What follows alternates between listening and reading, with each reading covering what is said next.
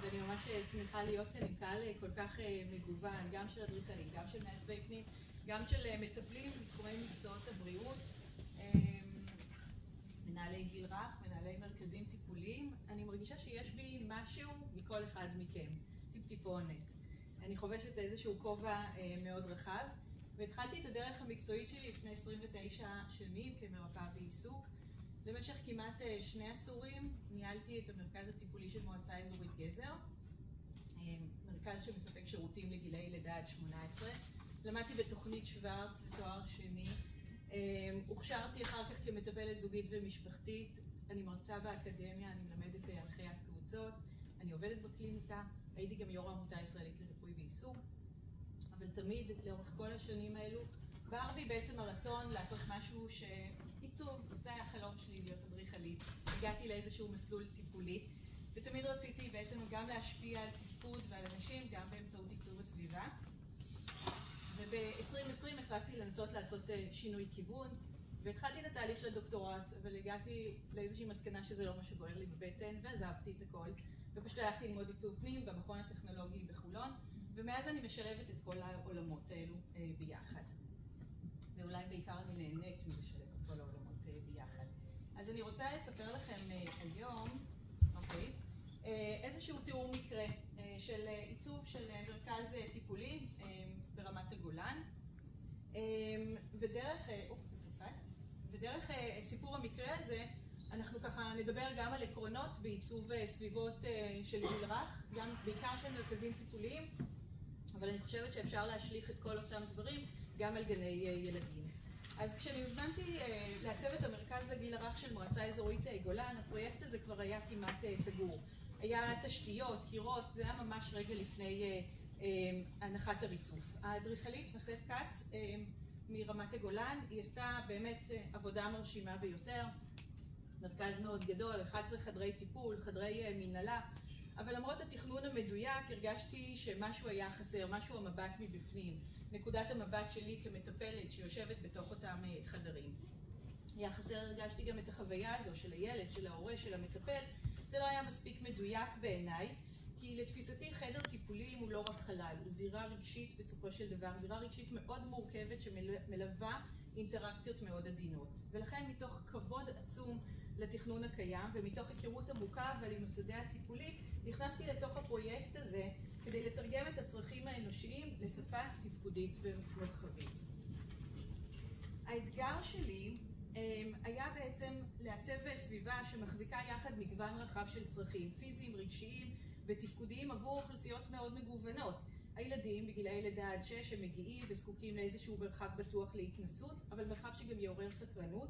ההורים שאו שהם ממתינים או שהם משתתפים בתהליך הטיפולי.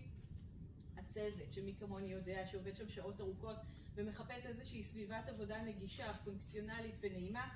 וכמובן גם המערכת כולה, כלומר שאנחנו מדברים על מרכז טיפולי של רשות מקומית, אז בעצם צריך לאפשר איזושהי גמישות ושימושים עתידיים ושילוב בין השירותים.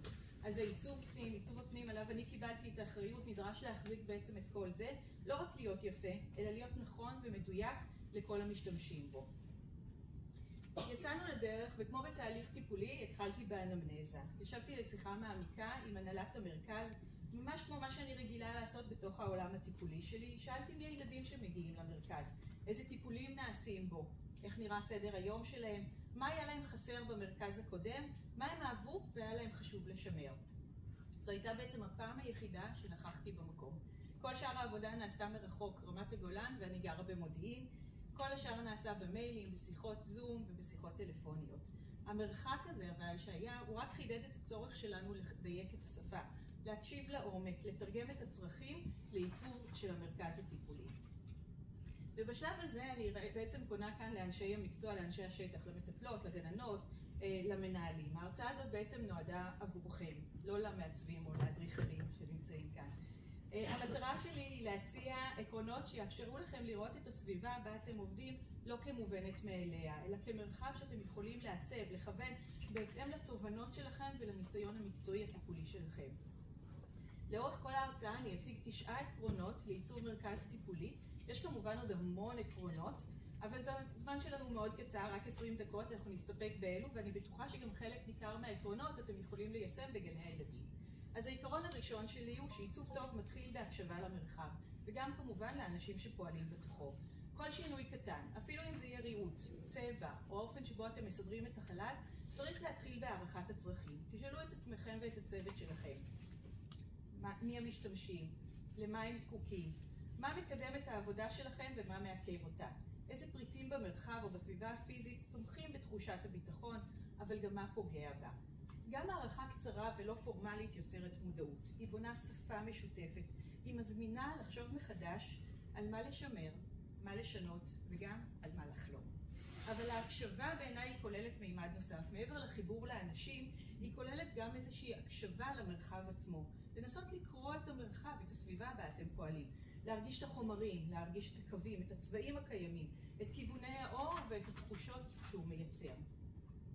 אז אם בשקף הקודם דיברתי על כך שצריך להתחיל בהקשבה לאנשים ולמרחב, הרי שהשלב הבא הוא בעצם לפעול בתוך המגבלות הקיימות. כשהצטרפתי לפרויקט כבר היו בשטח קירות, פתחים, תשתיות חשמל ואינסטלציה, ואפילו חלק מהריהוט כבר הוזמן מראש. הגוונים שנבחרו לפרויקט, אלו הם הגוונים, והם נבחרו גם לחלק מהרהיטים, גם לדלתות, ומה לעשות, הם לא היו make-up of tea.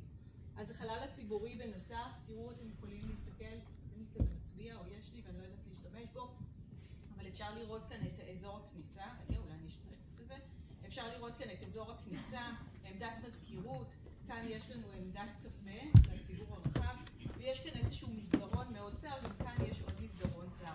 אפשר לראות שהכיסאות, כיסאות ההמתנה, נמצאים כאן בצדדים. אז החלל הציבורי בתפיסה שלי הוא היה צר, והוא לא הותאם לילדים ולהורים שממתינים לתהליך טיפולי. ובעיניי זה לא עניין שולי, זה רגע מאוד רגיש. מגיעים אחרי נסיעה ארוכה, בטח במרכז שנמצא במועצה אזורית, זה לא עיר קטנטנה, לפני מפגש טיפולי שלפעמים הוא טעון, לפעמים הוא בעצם מאתגר עבור הילד או עבור ההורה. לילדים קשה להמתין ולהורים אין בעצם איזושהי פינה לנשום. וכאן הבנתי שגם בתוך המגבלות אני צריכה לייצר פתרונות. והנה עמדת המזכירה, כפי שראינו, והמסדרון הארוך, קיבלתי כמה החלטות תכנוניות שעוד אפשר היה לעשות, ובואו נראה איך ניגשתי לזה בפועל. אז הנה כאן תמונה. הנה כאן תמונה, זה הדמיות, אחר כך אני אראה לכם מעט תמונות מהפרויקט בסוף. והנה כאן בתמונה, כניסה למרכז ועמדת המזכירה. זו עמדה גבוהה שלא ניתן היה לשנות כי היא כבר הוזמנה. הניסיון שלי במרכזים טיפוליים לימד אותי שאזור המזכירות הוא מרחב רגיש במיוחד. כאן מתנהלים הרגעים הראשוניים, שאלות, תפסים, התחייבויות, ומי מכם שמכיר את סיפור ההתחייבויות יודע כמה זה סיפור מורכב. זה לא רק עמדה לוגיסטית, זה מפגש מאוד עדין. לאור זאת החלטתי להעביר את פינת הקפה, שהייתה אמורה להיות כאן איפה שהספה, למרחב אחר שקט יותר. כי לא יכול להיות שיכינו קפה מול עמדת מזכירות, כשיש שם שיח כל כך רגיש. במקומה תכננתי פינת קפה עם ספסל במקומה תכננתי פינת ישיבה קבועה, עם ספסל יצוק, שולחן קטן שאפשר למלא עליו פסים, ומשחק קיר פשוט לילדים שמחכים. אז כאן בתמונה אתם יכולים לראות גם איך יצרתי פתרון לגורם מקביל נוסף, לצבעים שנבחרו מראש. לתכלת ולאוף ווייט הוספתי גוון ירוק, כדי לאזן, לרכך ולחבר את המשתמשים אל תחושת הטבע, תחושה של רוגע ויציבות. אז בחרתי לעבוד עם 3 גוונים מרכזיים שחוזרים על עצמם במרחבים השונים כדי לייצר תחושה של שלמות ואחידות, תכלת, אוף ווייט וירוק, והוספתי להם נגיעות מדודות של אדום וכתום. פסיכולוגיה של צבעים היא תחום עשיר ומורכב. צבעים שונים מעוררים תחושות שונות אצל אנשים, לעתים תגובות משתנות בגילאים, הקשרים תרבותיים וגם אישיים. לכן חשוב לבחור צבעים לא מתוך טעם אישי או מתוך אופנה, אלא מתוך התאמה להקשר הטיפולי ולמטרה של המרחב. התכלת בעיניי תומך ברוגע, בבהירות ובקשב, בלי לעורר גירוי יתר, הוא מתאים גם לגיל הרך והוא גם מאפשר איזושהי נוכחות לאנשים מבוגרים באותו חלל. האוף ווייט יוצר איזשהו שקט שמעניק תחושה של סדר, של הכלה, בלי הסטריליות הזאת של הלבן שבדרך כלל צובעים בה את המרכזים. הוא מאפשר לילד להיות במרכז בלי שהקירות יכפו עליו איזושהי חוויה רגשית מסוימת. לשני אלה כמובן הוספתי את הירוק שמתחבר לסביבה הטבעית, תומך באיזון רגשי ובתחושת רוגע. השלישייה הזאת יצרה מרחב שהוא חי, נוכח, אבל לא מציף. כזה שמזמין שהות רגועה, תקשורת וביטחון. ולכן העיקרון השני שלי הוא ששילוב הצבעים במרחב הוא לא רק עניין של טעם, אלא בחירה שיש לה השלכות רגשיות עמוקות. הגוונים שאתם בוחרים לחלל שלכם, בין אם זה יהיה גן, קליניקה, מרכז טיפולי, הם צריכים לשקף הבנה של ההשפעה של מי שנמצא בחדר, האם זה ילד, הורה או רק מטפל. צבע נכון יכול להרגיע, לבסט, להזמין, אבל צבע לא מדויק עלול להציף, לבלבל או לדחוק הצידה את מה שחשוב שם באמת. אבל כשאני מעצבת, אני לא מחפשת רק צבעים שמשתלבים. אני מחפשת צורות שמתחברות. בתמונה של פינת הישיבה, הכריות מזכירות קוביות, וזה לא במקרה. היה לי חשוב לבחור צורניות שתתאים לעולם של ילדים וגם לאלמנטים שמצאתי בתוך המרחב הקיים. שילבתי בעיצוב אלמנטים מצורות של צורות גיאומטריות בסיסיות שהן מוכרות לילדים, והצורות הפשוטות האלה יצרו עבורם תחושה של ביטחון, שייכות, מרחב טבעי לחקירה ולמשחק. את שפת הקוביות והצורות הפשוטות שילבתי גם במרחב הציבורי, אבל גם בחדרי הטיפול, והנה מספר ממש קטן של דוגמאות. בית העץ שנמצא בכניסה, ארון משולש בתוך חדר הטיפולים של הריפוי בעיסוק, שמזמין להסתתר, לשבת, לשחק, וגם בפריטים קטנים כמו אדומים ריבועיים, או מדפים בחדרים שהם היו מלבניים. החזרתיות הזאת היא יוצרת איזושהי תחושה של מוכרות, אחידות ורוגע, והיא מאפשרת לילד שייכות. הרי אותו ילד שמגיע למרכז מגיע גם לקליניקה שלו, גם למרפאה בעיסוק, גם נמצא בחלל, וכשהוא עובר ולכולם יש את אותה שפה, זה יוצר לו איזושהי תחושה של מוכרות. ולכן העיקרון השלישי שלי הוא שעיצוב קוד נשען על רעיון מנחה, על איזושהי תבנית צורנית שמלווה את המרחב כולו. זה יכול להיות צורת בסיס, זה יכול להיות קו גרפי, או השראה מעולם תוכן מסוים. כשצורניות כזו מופיעה שוב ושוב, היא יוצרת עקביות, הכרה וביטחון. במרחבים טיפוליים העיקרון הזה חשוב במיוחד, הוא מאפשר לילד להתמצא, להרגיש שייך ולהתחבר למקום. אבל בואו תחזרו איתי רגע לתמונה של בית העץ. היה לי חשוב שהחלל הציבורי לא יהיה רק אזור של מעבר, אלא מרחב שמזמין משחק, סקרנות וחקירה. בית העץ מאפשר להם לשחק, להסתתר, להציץ, לטפס, פעולות טבעיות לילדים בגיל הזה שתורמות להתפתחות הקוגניטיבית, התחושתית, המוטורית וכמובן החברתית. המרחב הזה מאפשר לילדים להעסיק את עצמם בהנאה וסקרנות רגע לפני הכניסה לחדר הטיפול שהוא בעצם המהות. אם כך, ברור כבר שהעיקרון הרביעי שלי שהוא שהכרחי להקצות במרחב הציבורי אזורי משחק שמאפשרים חקירה ועניין כחלק מהכנה רגשית וחושית לקראת הכניסה לטיפול. מרחב כזה תורם לתחושת ביטחון, הוא מעודד ויסות והוא יוצר מעבר הדרגתי ונעים מהעולם החיצון אל תוך הסביבה הטיפולית. אז המסדרון שתוכנן היה צר למדי, וזו הייתה החלטה תכנונית של האדריכלית שהעדיפה להקדיש את עיקר השטח לחדרי טיפולים מרווחים, ואני בהחלט יכולה לתמוך בהחלטה הזו, אבל עבורי זו הייתה נקודת מוצא ולא מגבלה. זה היה אתגר שדרש ממני יצירתיות וגמישות. במקום למקם כיסאות המתנה כפי שהיה מתוכנן לאורך הקירות, וכפי שמקובל אולי, בחרתי לוותר על הכפילות ותכננתי ספה מרכזית אחת שממשיכה את שפת הקוביות של העיצוב כולו. הספה מאפשרת למבוגרים לשבת בנוחות מול דלתות הטיפול ולילדים לשחק באופן עצמאי במשחקים שתלויים על הקירות. אם כך, העיקרון השישי שלי עוסק ביצירת ריהוט רב תכליתי כפתרון לחללים מצומצמים. כשאין הרבה מקום, כל פריט במרחב הציבורי צריך למלא יותר מתפקיד אחד. באסוציאציה זה עובר לי בראש שכל מטפל יש לו יותר מתפקיד אחד. הספה יכולה לשמש גם לישיבה וגם לחוצץ. השולחן הנמוך של הילדים יכול לשמש למשחק איתם, אבל הוא גם יכול להיות שולחן קפה כשאנחנו מזמינים הורים לאותו חדר לשיחת הורים.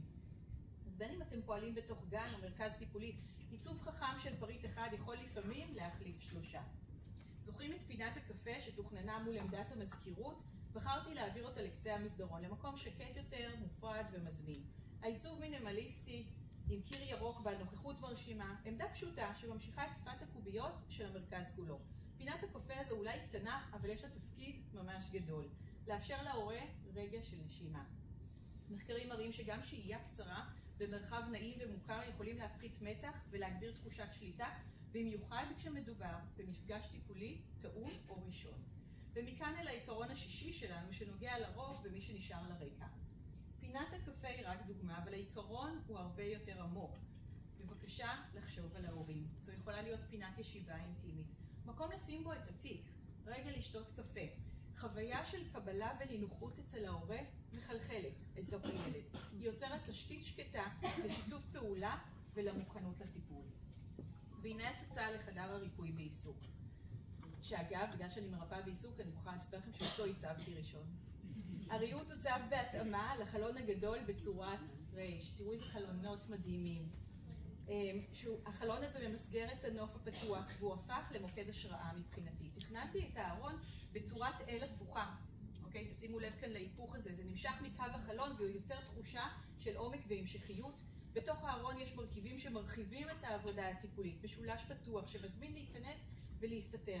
ולצד כל ארון, במרבית חדרי הטיפול, שובץ ארגז משחקים עם מזרן וקריות. מרחב ישיבה נוסף, שמאפשר גם להורה או למטפל לשנות תנוחה, לשבת בגובה אחר ולשהות בנינוחות. שילוב של מזרנים רכים, מרקמים משתנים, בדים, יוצרים חמימות ותחושה של בית, גם אם מדובר במרכז ציבורי. והנה הגענו לעיקרון השביעי, על פיו מרחב טיפולי טוב צריך לאפשר נוכחות גמישה, לא רק לילד, אלא גם למבוגר שנמצא איתו. כאשר הבחירה הפיזית, איפה לשבת, באיזה גובה, כמה קרוב או כמה רחוק, היא הופכת להיות חלק מהשפה של החדר, נפתחת גם היכולת להתכוונן, להשתלב ולנוע בתוך ההקשר. זה לא רק נוחות, זה דרך להזמין נוכחות רגישה, מדויקת, שמתאימה את עצמה לצרכים המשתנים של כל משתתף במפגש. הנה דוגמה שממחישה את העיקרון הקודם, והפעם בחדר קלינאית התקשורת. הקפדתי לאפשר 3 גבהים שונים של ישיבה. שולחן גבוה לכתיבה ותיעוד של המטפל, שולחן נמוך ברצף באותו צבעוניות לפעילות משותפת עם הילד, וישיבה ישרה על הרצפה על משטח, יש שם הדומים גם. לכל משתתף בחדר שכזה יש אפשרות לבחור את המיקום שלו. נוצרת זרימה טבעית של נוכחות שהיא מכבדת את הקצב ואת הצורך של כל אחד. ואם הריצוף אצלכם הוא לא צבעוני ויפה כמו בהדמיה כאן, גם בפועל זה לא בדיוק הצלחנו לייצר צבעוניות כזו אלא בצורת ריבועים, בגלל שיקולי תקציב, אני ממליצה כמובן לשלב שטיחים רבים, ליצור אזור חם, מזמין ומווסת תחושתית. אז בואו נקדיש עוד רגע לריצוף, והנה כמה תמונות שנשלחו אליי תוך כדי העבודה. הריצוף המקורי, כפי שאתם יכולים לראות בתמונה משמאל, הוא קרמיקה דמוי פרקט, הוא לא התאים בעיניי לחדרי טיפולים, ולמרות המראה החמים שלו הוא היה קר וקשה מדי לישיבה על הרצפה. לכן בחרתי בכל חדרי הטיפולים לשים PVC איכותי ועמית שהוא קל לניקוי והוא בעל מרקם רך שמזמין ישיבה, משחק ותנועה. אם כך, העיקרון השמיני שלנו הוא שריצוף הוא לא רק עניין של אסתטיקה או תחזוקה, הוא חלק מהחוויה התחושתית, מהאווירה ומהאופן שבו הגוף שלנו נוכח בחדר. החומר שעליו יושבים משפיע על הקשר שנוצר, ולכן תוסיפו פוף, תוסיפו שטיח רך, תדביקו PVC. זה פעולות פשוטות יחסית, קל לבצע אותן גם בלי שינוי מבני, אבל יש להם ערך רגשי עמוק. שטיחים לא רק מחממים את המרחב, הם מגדירים אזור, הם מזמינים לרדת לרצפה והם תורמים לתחושה של הבית.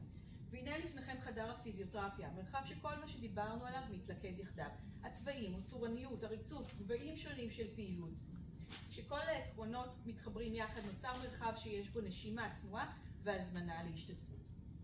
ורגע לפני סיום, נשארו לי עוד 2 דקות אבל אני אספיק. אני רוצה להציג בפניכם חלל שלא בוצע בשלב הראשון, אבל הוא תוכנן בקפידה כחלק בלתי נפרד מהמרכז. חדר רב תכליתי בשטח של 40 מטר מרובע, הוא נועד לארח קבוצות של טיפול, מפגשי הורים, סדנאות קהילתיות. כשמתכננים חלל לאוכלוסיות כל כך שונות, נדרשת חשיבה גמישה במיוחד. היה לי חשוב לייצר מרחב שיכול להשתנות, אבל בלי לאבד את הזהות של המקום. לכן שמרתי גם כאן על שפת העיצוב של המרכז כולו. החדר הוצב כמבנה פתוח עם ספסלים מדורגים בקצוות, כמו אפי קטן. עליהם מונחים מזרונים שניתן להוריד לרצפה, לייצר איזושהי ישיבה גמישה. ובתוך הספסלים שובצו אדומים, כך שניתן לייצר מעגלים, לנוע במרחב או להוסיף מקומות ישיבה לפי הצורך. גם כאן המחשבה היא לא רק אסתטית אלא תפקודית. מרחב שיכול לשמש גם לשיח קבוצתי, למשחק חופשי וגם לפעילות קהילתית של מבוגרים. אז בחדר הכניסה שילבתי עמדת קפה נוספת. בצד, מה שלא ניתן לראות כאן בצד ימין, יש שטח אחסון חכם שניתן בעצם באמצעות דלתות צפויות להסתיר שולחנות מתקפלים וגם כיסאות לישיבה של מבוגרים. אז החדר הזה לא בוצע, ואני מקווה שיום אחד זה יוכל להתממש, כי בעיניי עיצוב של חלל רב תכליתי הוא לא פשרה אלא הזדמנות. אם כן, העיקרון התשיעי והאחרון שלי הוא שלא חייבים לבנות עוד חדר, רק לחשוב אחרת על מה שכבר קיים. בכל מרכז טיפולי או קהילתי כדאי לשלב לפחות חלל אחד שתוכנן מראש בגישה רב תכליתית. זה לא חייב להיות חדר גדול או יקר, אלא כזה שיש בו תשתיות גמישות, ריהוט שניתן להזיז, חשיבה מראש על כמה סוגים של שימוש. המרכז לגיל הרך שראיתם כאן בתמונות הוא לא צולם בפועל על ידי. כל התמונות שהצגתי הן הדמיות שנוצרו במהלך התכנון. כל התמונות שהצגתי הן תמונות שנשלחו אליי במהלך התכנון, אבל לי לא יצא להגיע לשם ולצלם. המרכז נבנה על ידי מועצה אזורית רמת הגולן. הוא פעל לתקופה מאוד קצרה במבנה החדש, אבל בגלל מציאות המלחמה הוא נאלץ בעצם לסגור את שעריו. המטפלים שעבדו בו התפזרו, וכרגע נראה שהוא בעצם אולי בעתיד יופעל על ידי קופת חולים כללית ויספק שירותים לכל תושבי המועצה. אז לצערי פרויקט שצמח מתוך הקשבה אמיתית לצרכים של ילדים, הורים ומטפלים עדיין לא יתגשם במלואו. אבל אולי דווקא מהמקום הזה יש לנו אחריות להמשיך ולשאול איך ממשיכים לתכנן סביבות טיפוליות גם כשדברים משתנים. איך מכבדים את הילד והמשפחה גם בתוך מערכות גדולות ומוגבלות בתקציב. ועל אלו עקרונות מקצועיים אנחנו לא נוותר גם כשתנאי השטח מגבילים. אז אני אשמח לסכם את ההרצאה הזאת עם 3 משפטים אחרונים. עיצוב הוא לא רק עניין של צבעים וחומרים, הוא כלי טיפולי של ממש. חשיבה עיצובית רגישת הקשר יכולה לשפר את החוויה, את שיתוף הפעולה של ההורים ואת תחושת הביטחון של הילדים. וגמישות תכנונית, הזמנה למשחק והקשבה לצרכים האמיתיים, הם 3 עמודי התווך של סביבה טיפולית מיטבית. אני מזמינה אתכם לחשוב יחד איתי איך כל אחד מאיתנו, מהמקום שבו הוא פועל, יכול להשפיע על דרך בה נראים ונחווים מרחבי הטיפול של הילדים. תודה גדולה על ההקשבה ועל העשייה של כל אחד ואחד מכם.